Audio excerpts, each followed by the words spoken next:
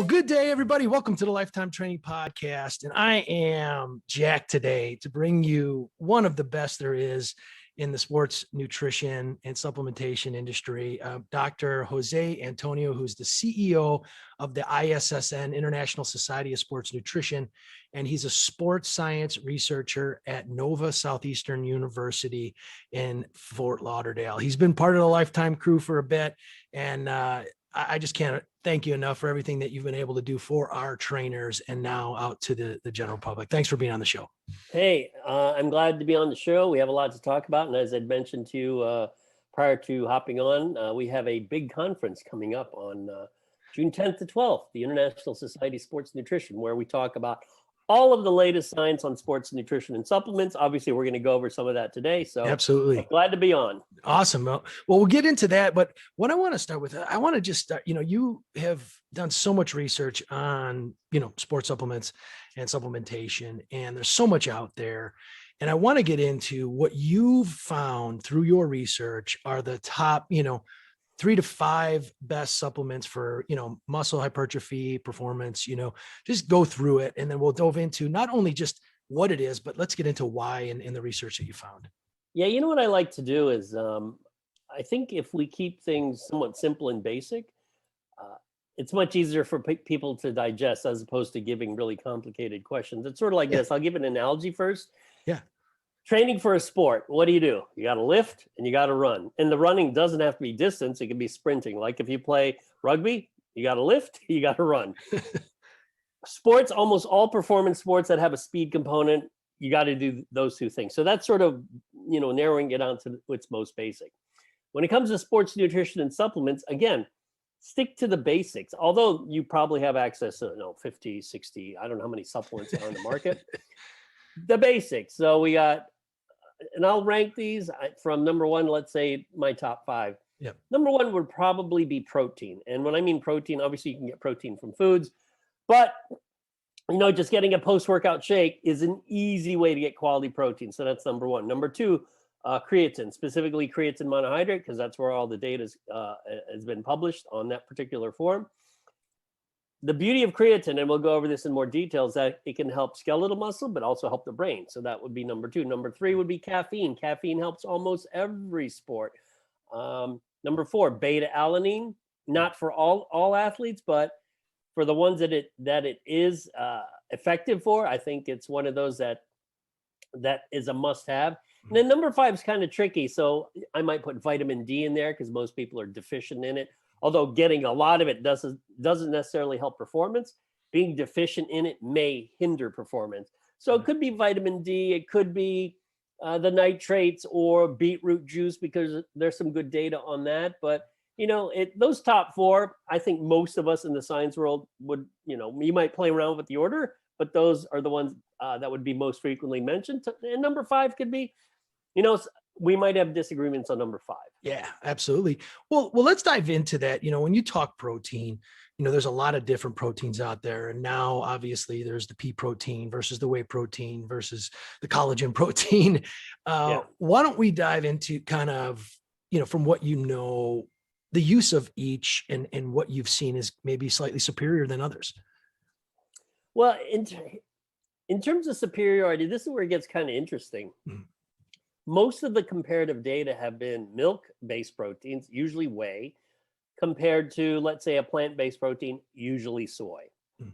When you look at the acute data, meaning if you take it or you train, you take it, look at muscle protein synthesis in the short run, almost always milk-based proteins do better. Well, that's kind of interesting. But what if you do it over the long haul, meaning you supplement with, let's say, whey protein versus, let's say, pea protein or some other plant-based protein, and you do it over 8 weeks, 12 weeks, or whatever? What do you find? Well, in general, you don't find a difference. So what's going on here? So this is where it gets a little tricky. I think people get hung up a lot on the acute data.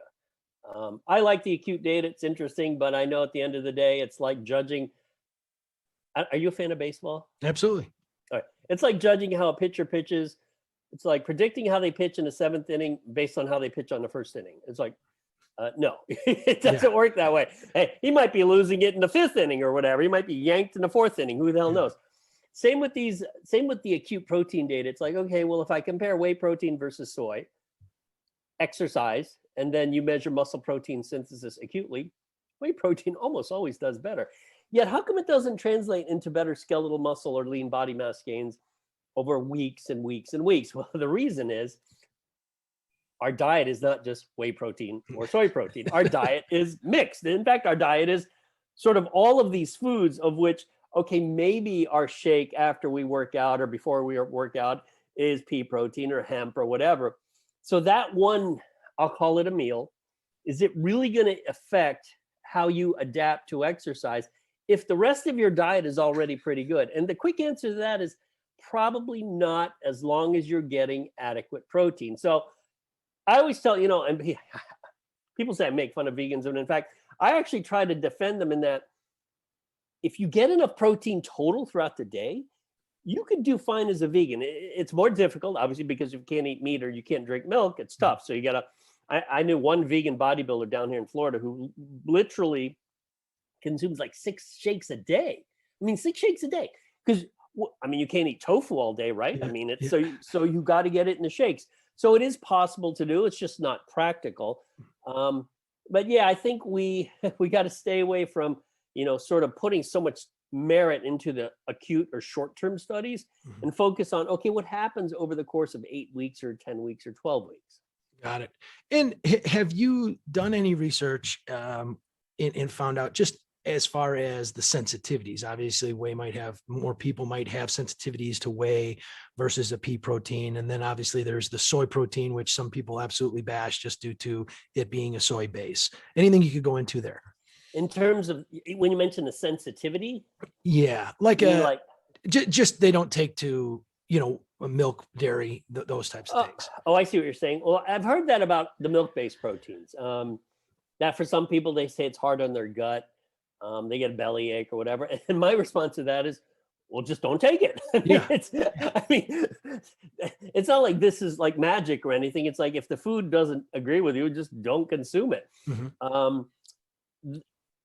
The plant-based proteins I have heard, and again, this is anecdotal because I haven't specifically looked at this aspect of research, seems to agree with most people's guts. For whatever reason, it's easier on the gut than some of the milk-based proteins. Now, of course, there's a lot of people where the milk-based proteins, obviously, they do fine. Because obviously, or else it wouldn't be the best-selling type of protein, meaning the whey. So, but I think through trial and error, people sort of figure out which proteins make them feel kind of weird. Like, okay, my belly, I've heard people say about casein protein, oh, my belly, it gets kind of bloated. And honestly, I don't know what that means to that person, but that person knows what it means to themselves. They're like, I feel kind of bloated. I'm like, hey, and stay away from it. Just try something else. Trial and error. Yeah, got it. And then is there any, with collagen protein being a bit of a rage right now, and I know that it is missing some of the essentials. Is there anything that you can talk about with regards to just clearly on, what is the difference and what might be missing from a whey to a collagen or a whey to a pea protein or something to that nature? Well, you could really boil it down to the concentration of the essential amino acids.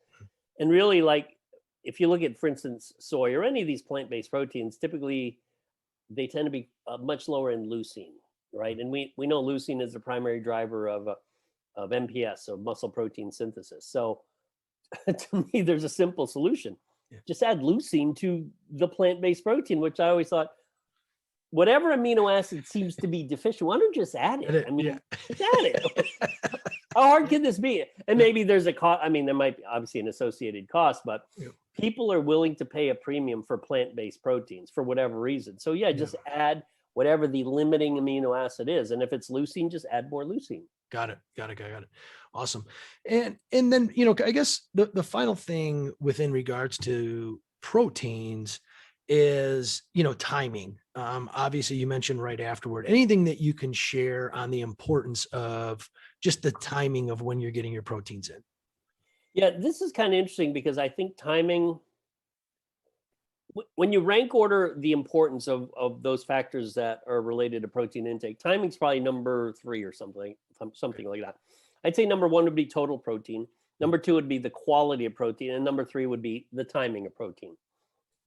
Now, I think if you follow the debate on, let's call it protein timing, because really it was nutrient timing to begin with. And nutrient timing isn't just protein, it's carbohydrates as well. But let's say it's just protein. Is there something, I guess I'll use a little bit of hyperbole here. Is there something magical about consuming a bolus of protein post-workout or even pre-workout? And the quick answer to that is no. However, I always take a pragmatic approach to, things related to diet. One of the few instances in which a coach, or even just if you're training by yourself, one of the few instances where it's very convenient to get a big bolus of protein, and let's say it's about 40 grams, is right after you train. So rather than treating it as like, wow, there's this magical window after I work out, treat it as, hey, this is an opportunity to actually get a protein containing meal.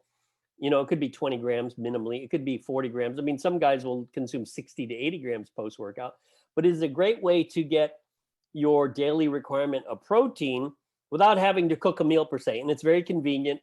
I know this might sound odd, but a big chunk of my protein is what I consume after I work out. Usually it's in the form of a shake or two, just because it's easy to do. So I look at it from a pragmatic standpoint. Take advantage of, quote, the timing because it's convenient. And then maybe, 90 minutes later, eat your regular meal. But this idea that, I remember debates on social media that, oh, you don't have to worry about, what you do post-workout. You could just, it's not a, it's not a window, it's a garage door and all this. It's like, you guys are missing the point. Whether it's a window or garage door, it represents an opportunity to feed. And if you don't eat after your workout, what, you're going to wait 3 hours, 2 hours? Why would you wait 2 hours to eat? Why don't you eat immediately and then eat, 60 to 120 minutes later? Yeah. So I think people, and here, as a scientist, I think scientists get lost in the weeds sometimes. I will admit that. And I try to pull people out of the weeds and just say, look at the practical aspect of what someone is doing rather than, debating on whether it's a little window or a big garage door or something in between. It's food. Eat it, for Christ's sake. So, and in fact, let's carry it further to nighttime. There's data on pre-sleep feeding of protein, usually casein. It's a slow protein. People are like, well, there's nothing magical about, consuming it before you go to bed. I'm like, who keeps saying there's magical stuff? There's nothing magical about food. However, again, it represents an opportunity to feed. And if you're an athlete, like if you're a large male, weigh 250 pounds and you play rugby or football or whatever, you got to get food somehow. And believe me, trying to do it in 3 meals, it's going to be really hard. And even some of these college athletes, and I'm always around college kids, oftentimes they don't eat breakfast, they eat a crappy lunch, and then eat dinner. And you can't tell me they're getting enough protein because they're not, because their diet is so bad. So take advantage of the post-workout window, take advantage of maybe the pre-sleep window so that they get enough protein. Yeah. And what is the general recommendation, male or female, for grams of protein if somebody's trying to maintain lean body mass or even lose weight? Body fat, well, I would say as a baseline for pretty much everyone who works out, go for 1 gram per pound or 2.2 grams per kilo, something like that. And use that. To me, that should be the sort of your baseline. And then if you want to go over that, that's fine. I mean, people, what's funny about protein as, when you're dealing with the 3 macronutrients, it's the only one where people purposely put a limit on it. I've seen these stupid debates on social media basically saying, well, once you hit 1.8 grams per kilo of protein, you don't need any more because muscle protein synthesis is maximized. I'm like, okay, but you still got to eat food. So are you telling me that once you've hit that and now it's dinner time, you're like just going to eat carbs and fat because you've hit your protein? You still have to eat food. So is there a possible upside to eating more than 1 gram per pound? Yes, it might contribute to fat loss. Is there a possible downside to eating more than 1 gram per pound of protein? No. Whatever the downside is, I've never seen it. So the idea, think about this, it's the only macronutrient that nutritionists and dietitians and physicians put a limit on. They're like, no, once you hit 1.5, you're done. You're done. And then they get into the whole kidney. Well, it's hard on the kidneys. Right. Yeah. And But anything they you can say never, about. right. But they never say this about fat or carbs. Never. They never say, you know, once you hit 1 gram per kilo of fat, you're done. Don't go over that. Yeah. They never say that, but they say it about protein. It's just That's really funny. weird. It They is. treat protein like it's, you have carbs and fat, which are delicious. That's why we love carbs and fat, because it tastes good. And then when you give it protein, it's like, well, okay, we got to put a limit because, you know, people are getting sick, and it's still delicious. You just got to add the fat to it. That's true. That's true. Although I must say this, that if you go out to dinner and you stuff yourself with whatever, steak and rice and vegetables and salad, there's always room for dessert. Yeah. When you're full, you're full, no one's ever said, God, I think I could eat 4 more ounces of steak. No one ever says with me, it's pizza, man. I just bought a pizza oven. It's just like, oh man, I shouldn't have bought that thing because I'm cooking them every day. Right. Well, give us sugar and fat. We can eat sugar and fat all day. One last one on protein, and then we'll move on to the second one. Quality. How does one? I mean, there's so much out there, and how does one figure out what is a good quality versus maybe a not so good quality, protein? Well, I think it's easy enough to boil down in terms of the animal-based proteins are good quality because they have all the essential amino acids. The plant-based ones are of lesser quality, but you can always make up for lesser quality by consuming a higher volume. So it's sort of 6 of one, half dozen of another. It's what approach do you want to take? I would even liken it to this. It's sort of like when you compare animal-based proteins to plant-based proteins.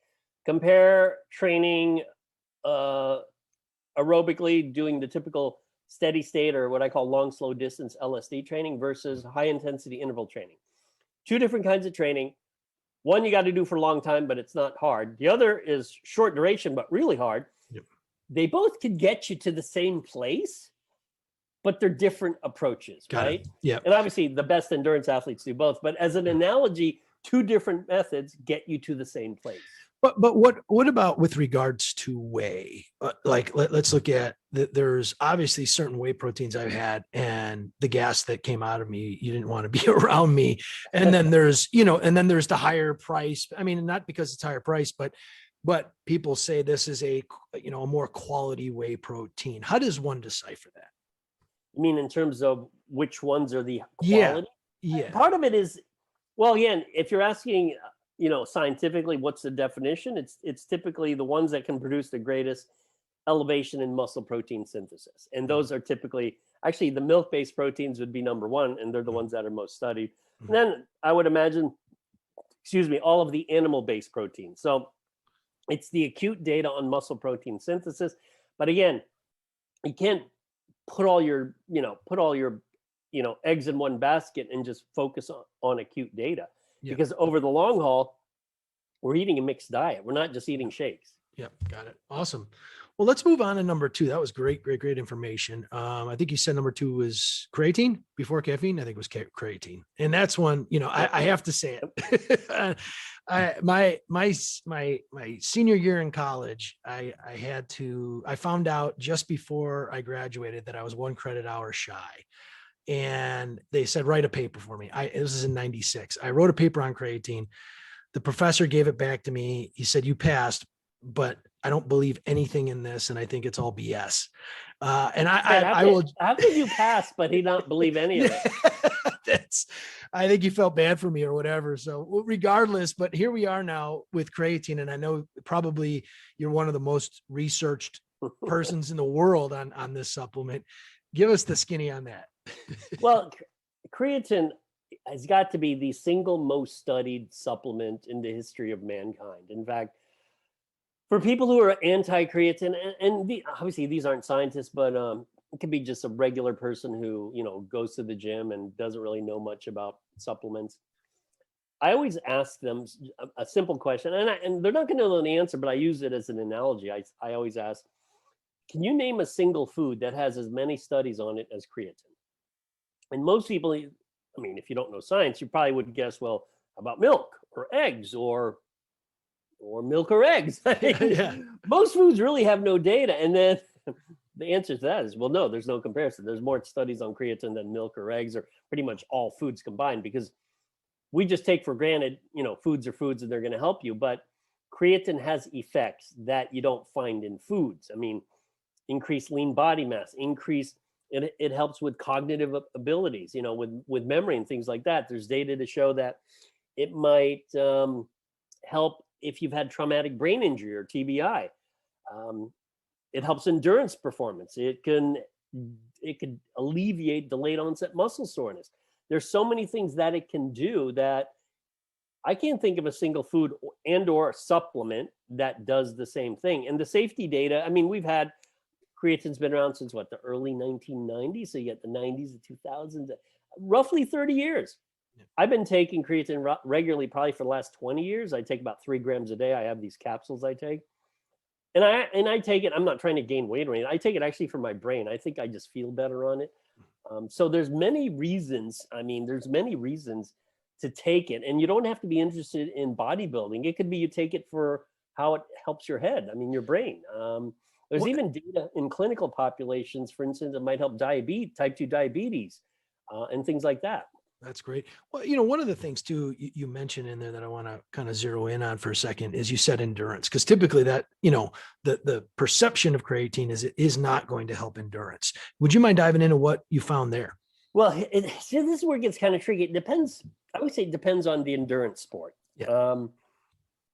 Typically when you think of cardio, people think of run, bike, swim, mm-hmm. the run, bike, swim sports.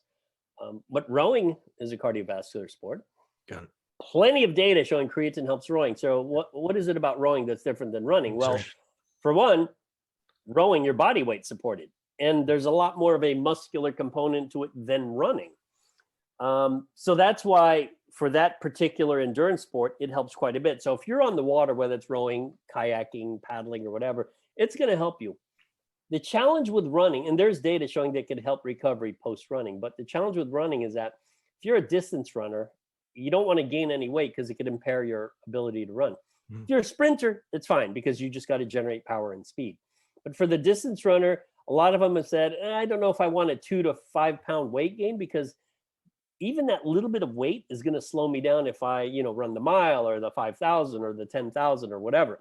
So that's where it gets kind of tricky. And I always tell runners, how about go for a really low dose, maybe 1 or 2 grams a day, just to see if it helps recovery, but you won't gain weight on it. And, play around with the dose. Got it. And so, it begs a question too, because some females, do I take that or not? They're worried about, potential bloating that may occur. But what are some of those, not necessarily side effects, but not that they're bad, but what are the things that people will start to see if they take creatine? Well, there's definitely no side effects. Yeah.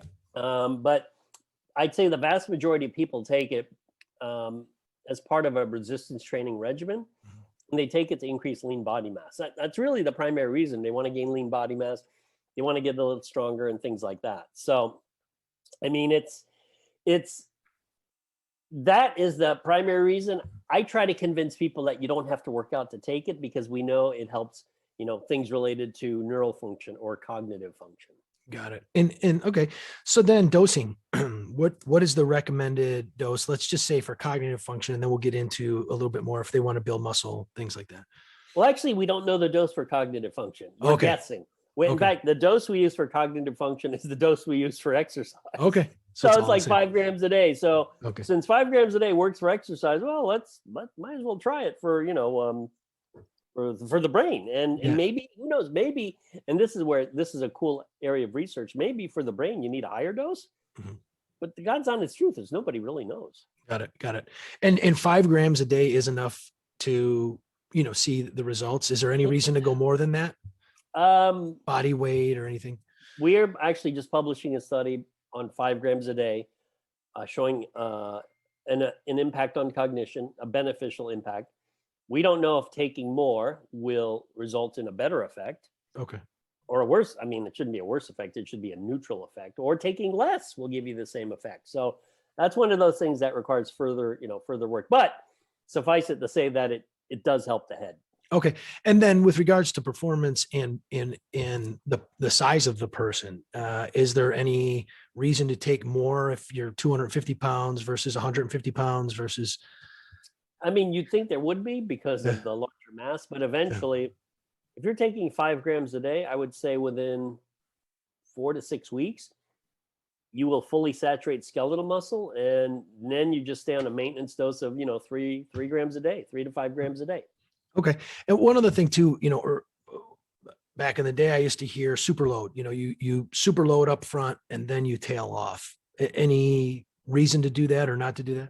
You don't really need to do that unless you've been off it for a long time and you Okay. need the effects of creatine, let's say in a week or two. Okay. That might be the reason to load. But other than that, there's really no compelling reason that you have to go through a loading phase. It's funny. I just got a text message from a friend of mine who is undergoing rehab after injury, and she said, does she need to reload? Yeah. And I said, well, no, actually just get back on the regimen, take 3 to 5 grams a day, you're good to go. Got it. And then one other one too is age. Is there an age, teens like shouldn't start, or anything you could say there based on what you found? This is kind of weird because if you ask parents, should their teenage son who, is training for wrestling or football, should they take creatine? They'll all say no. Yeah. And I always tell them, well, if they eat a lot of fish, which I mean, nobody eats a lot of fish. Let's face it. Especially younger kids. Yeah, I know. I mean, what kids? Yeah, I eat fish every day. Yeah. I always say, well, if they eat a lot of fish, they're getting a lot of creatine, right? Yeah. Yeah. If pizza was a fish, then they get a lot of creatine. Exactly. Right?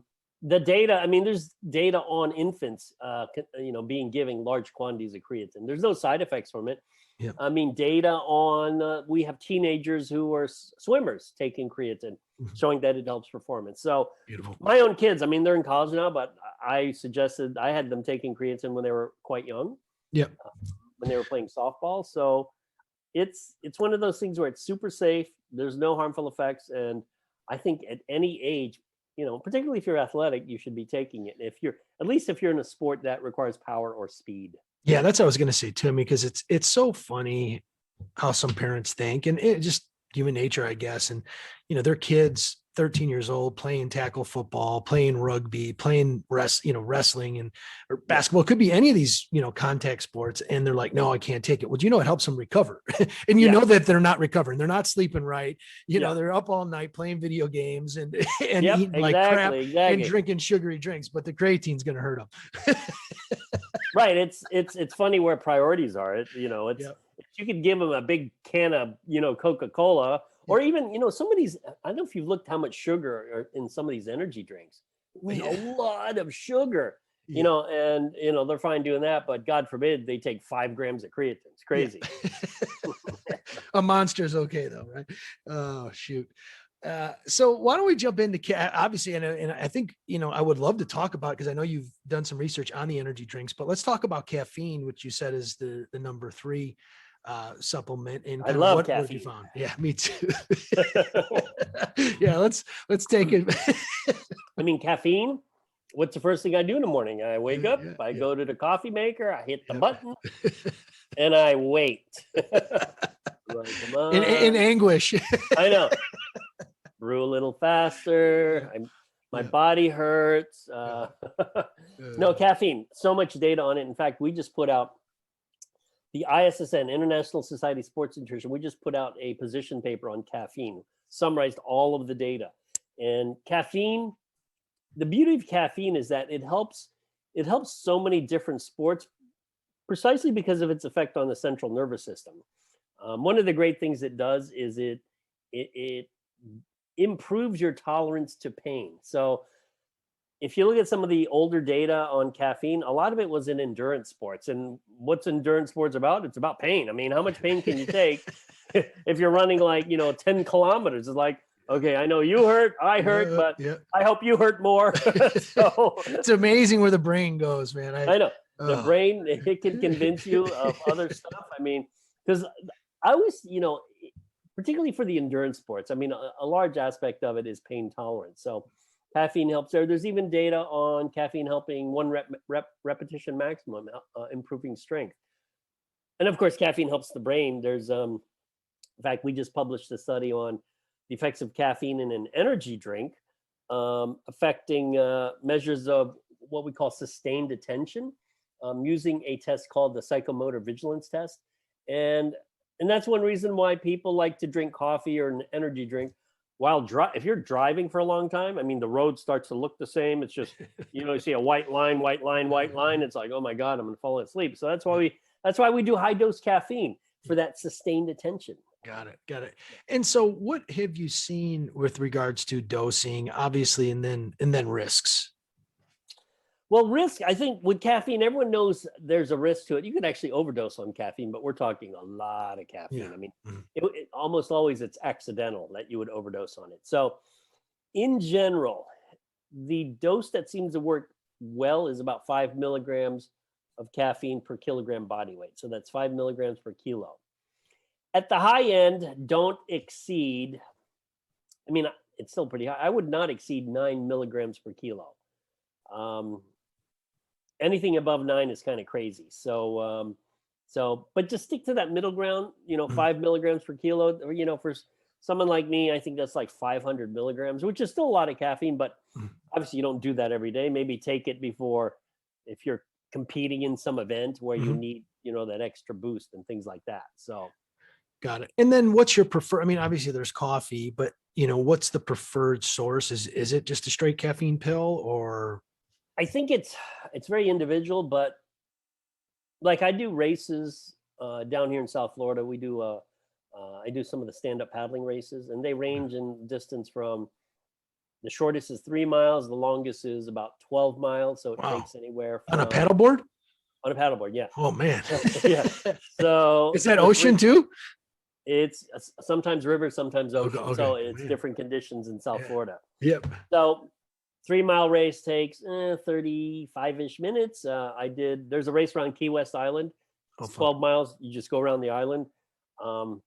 It's a brutal race. It I can imagine. Took me, the first time I did it, almost 3 hours. Second time I did it, 2 hours and 35 minutes. So what was the question? I was getting just with regards to caffeine and we got into dosage and the type, is it caffeine or pill or? Okay. This is a strategy most people use for these events where you're doing it for a long time.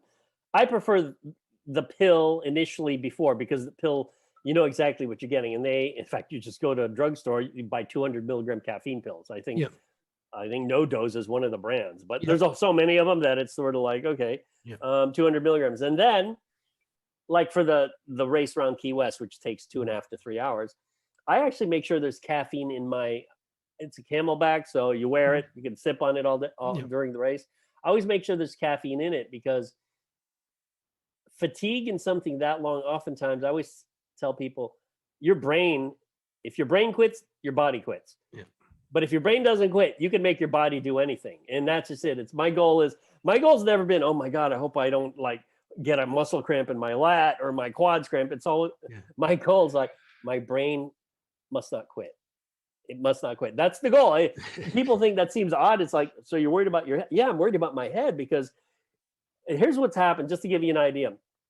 The last one, was it last year? Yeah, last year. I guess during the pandemic, they had a race. So it's Florida. I was like, wait a minute. Yeah, it was last year. And it was actually, the race conditions turned out perfect. It was one of those weird things. The day before, I'm looking at the weather forecast. I'm like, oh my God, this is going to suck. It's going to be windy. Holy crap. And then wake up, it's like, whoa, it's really, that's Florida weather for you. It's like, wow, it's really nice. It ended up being a super fast condition. But here's what happened. So I got up and I was thinking, okay, if I can last this, once I get to, it's roughly 12-mile race. Once you get to the 10 to 11 mile mark, that's when it gets kind of choppy and nasty. But that's when you're most tired. Yeah. So in the last 2 miles, I fell probably 3 or 4 times off the board because my quads cramped.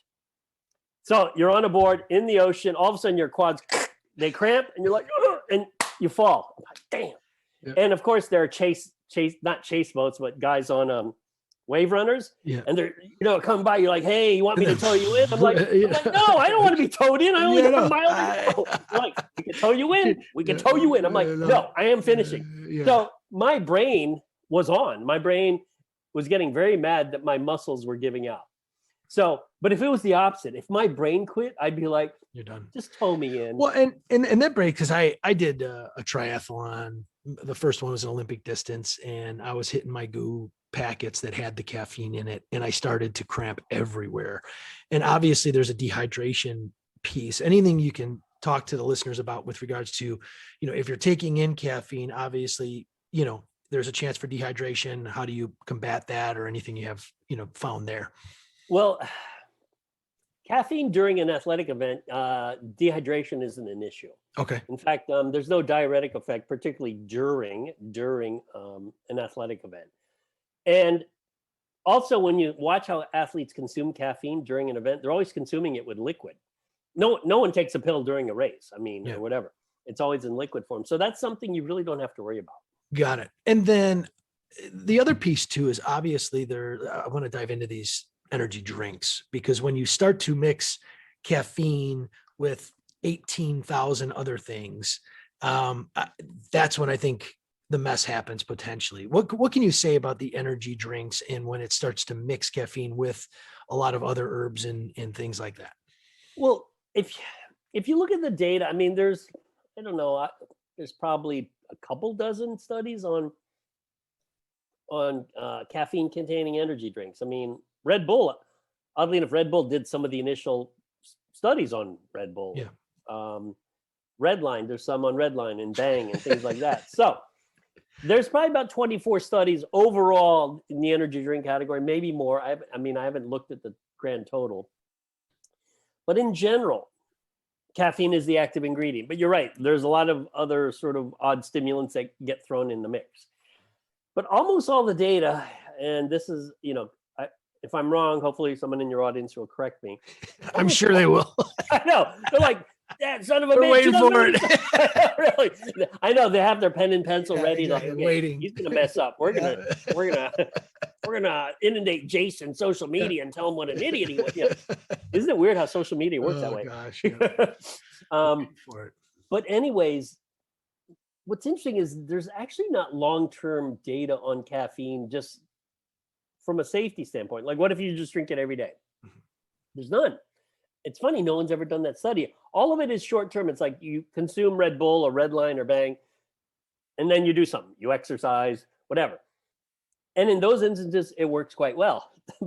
But no one's ever done the study where they just give you whatever energy drink you want and say, hey, drink one a day for the next year, and we're going to measure pre, mid, and post. Yeah, measure health. No one's ever done that. Now, if I were to guess, okay, who drinks this stuff? It's usually young, healthy people, 18 to 30-year-olds. You don't see 60-year-olds going out, I'm going to, down 3 Red Bulls and then have some vodka with it, So it's usually young, healthy people that are doing this. So, of course, in young, healthy people, is it going to do anything? I don't see why it would. I've never seen evidence that it should, unless you overdose on the caffeine itself. So, but yeah, I think it's important that someone does that 1-year safety study because it'd be kind of interesting. I love Redline. I think Bang, Redline owns Bang too. I think they it's the same company. Yeah, same company. But when they're selling something that says, don't drink the whole thing, drink half. Well, I guarantee that's usually related to the caffeine dose. Yeah, exactly. But I'm just like, why not then just sell half? Why? But then that'd be a little bottle. A little bottle. Yeah. One last thing, kind of related, and if you haven't dove into this one, that's fine. I can't tell you how many Mao Hung pills I took or ephedra pills that I took back in the day. That stuff was good. Oh man, the bead of sweat down the middle of your back when you just took it and did nothing. That stuff was good. Rip Fuel and Xenadrin were the two that were mine, the Twin Labs. But obviously they blame some deaths on that, and anything you could say about that particular stuff. Obviously it's not, you can't get it legally anymore, I think, in the States, but the caffeine ephedra combination was probably the only, with aspirin, right, too. So then you're and aspirin, right? Was the only combination that showed that it would decrease fat mass by itself. The only combination. Wow. In fact, it worked better than any pharmaceutical drug for fat loss, Wow. which convinces me why the FDA banned it, Yeah. because it worked. It actually That's worked. interesting. Yeah. So I love this stuff. God, it was so long ago. I can't even remember when they banned it, Yep. but it worked Yeah, very it did. well. It Worked did. very well. I remember a lot of my friends are like, "Holy smokes!" And they had stashes of it. They're like, "I'm just gonna buy a whole bunch," and now their stash is gone because it's been like years. Yeah, exactly. But yeah, it was that stuff was so good. It's like the scene in Wolf of Wall Street when they take the the old Quaaludes and they don't think they work, and then they take too many of them. That's some old guy taking a bunch of ephedra. Right. It's crazy. I don't know if I could air that or not. Yeah.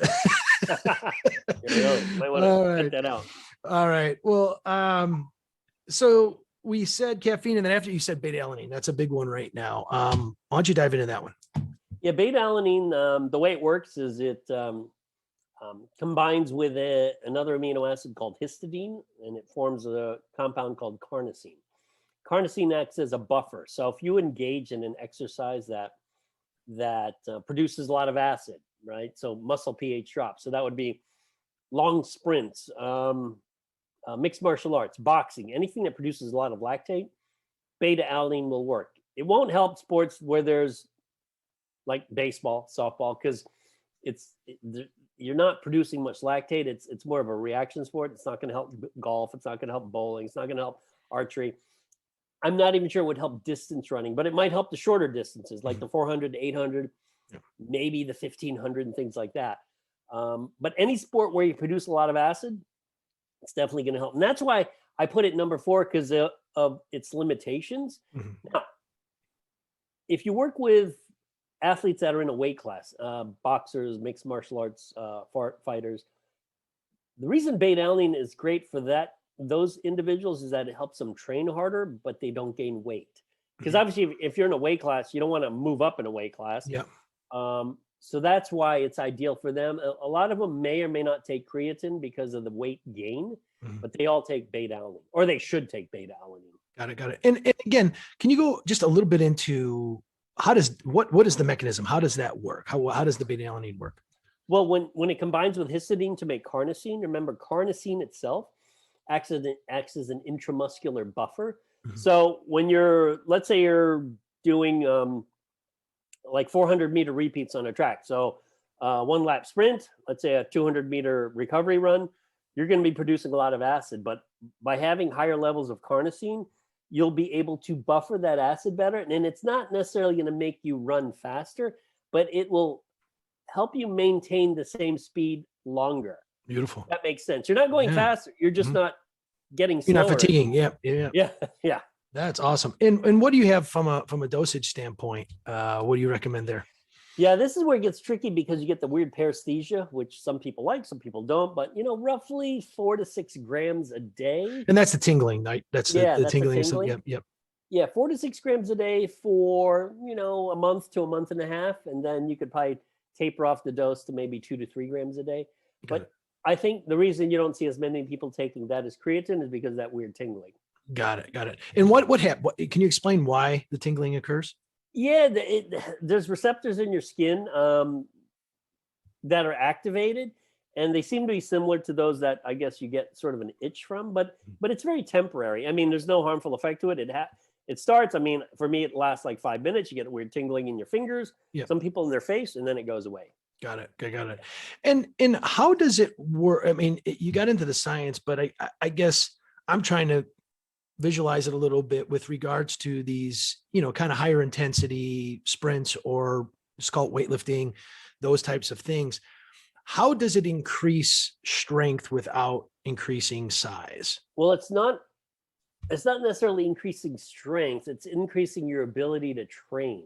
I gotcha. Okay. Yeah. So because you can train at a harder for longer. Yeah. Got it. Does. Yeah. Got it. And then when you combine that with creatine, obviously you see that quite a bit.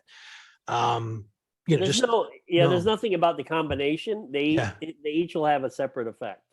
Okay. Yeah. And then I know that is it the beet you talked about beet, the nitrates. Yep. The nitrates, and that's separate from the effects of what beta alanine does too, or are those kind of in combination? It's separate. Yeah, Separate. Yeah. In fact, it actually, what's interesting is I think it's one of the better ones. The data is really cool. It definitely helps endurance performance. So if you're doing, it doesn't necessarily mean just for you're talking about bikers. beet or nitric Beets. oxide. Yeah, Okay. the beets, beetroot juice or the nitrates. Because it helps blood flow. I mean, anything that requires enhanced blood flow, it can help. So, and the data is really pretty cool. I mean, so particularly if you're in an endurance athlete, or just like to do endurance sports, I think it's definitely worth doing. The problem is, and here, because I read the science, I'm like, you know what, this stuff really works well. And then, of course, I got to try it, and then I'm like, I can't consume this stuff. It's so nasty. So now I'm like, okay, the science be damned. The stuff tastes like crap. I always want to throw up after consuming it. Yeah. So I'm like, it's gonna make it taste like cotton candy. Yeah. As with everything. Sweet. Yeah. So anything else that we didn't touch on with regards to beta alanine before we get into kind of the conference? No, beta alanine, I think it's a great supplement. You just got to worry about, some people don't like the paresthesia, but it's great for any of those sports where you produce a lot of acid. Got it. And age restriction on that one? Anything? None that I'm aware of. No. Got it. Sweet. All right. Well, thank you so much on that. I think some fantastic, good science data and just kind of get, how do you help your clients or even get some of the confusion out of your head? So I appreciate that. Let's dive into, you've got this conference coming up in a couple of weeks. Can you explain, kind of who's it for, who's the who, what, why, and, the when? Yeah, the conference is for anyone. And people think it's just for scientists and students. And it's actually for anyone who wants to attend. I'd say 5 to 10% of the conference are people who have never taken a science class in their life. Got it. There are people who maybe work marketing for a supplement company or a food brand or whatnot, but it's 2.5 days of sports, nutrition, science. There's also some strength and conditioning stuff there. So there's a nice mix. And we cover all the latest stuff on all the supplements, all the latest things in nutrition, some of the diet stuff, like the ketogenic diet, whatnot, and things like that. So it's a great way. I always tell people, if you don't like reading scientific literature, which if you want to go to sleep, it's a great thing to do. Works better than melatonin, I tell people. Instead of reading this up, just come to the conference once a year, sit through all the lectures, and you're caught up. Beautiful. Can you name some of the speakers that are going to be there? Yeah, the keynote is Dr. Jeff Stout. He's at University of Central Florida. One of the other, the guy giving what's called the President's Lecture, his name is Arnie Ferrando. He's at the University of Arkansas, I think, Medical Center. And he's talking about the role of protein during stress states. We have a professor from Jacksonville State University who's talking about the ketogenic diet. But for your audience, the schedule is at easy to find. It's at ISSN.net. That is ISSN.net. Just click the PDF and you'll see the entire schedule.